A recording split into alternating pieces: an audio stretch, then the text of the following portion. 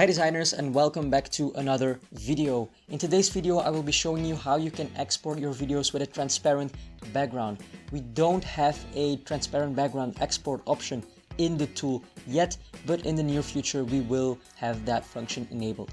So there is a workaround using Premiere Pro, or you can use whatever editing software you prefer. Most softwares have these functions. So first things first, we have our animation. In this case I want to use this tweet, and you have to decide, okay, what do I want to be transparent? In my case it's just a background, so I will change the background color to a flashy green.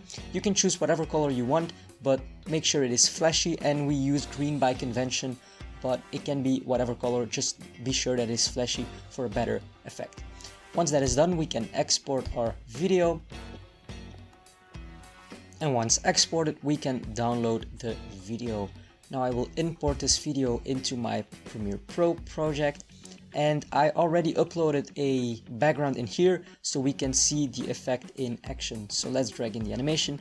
So as you see, we now have the animation in our project, but it has this green background. So we will search in the effects panel for ultrakey, which is a video key effect, drag it on our animation, and then just take here the color picker, the eyedropper, and click on the color we want to remove. And voila, the background is removed. Now as you see, even the shadows are still here because the green is actually a gradient, the flashy green, and since we used a very flashy color, Premiere Pro is smart enough to let us keep the shadows, and everything is set. Let's check it out.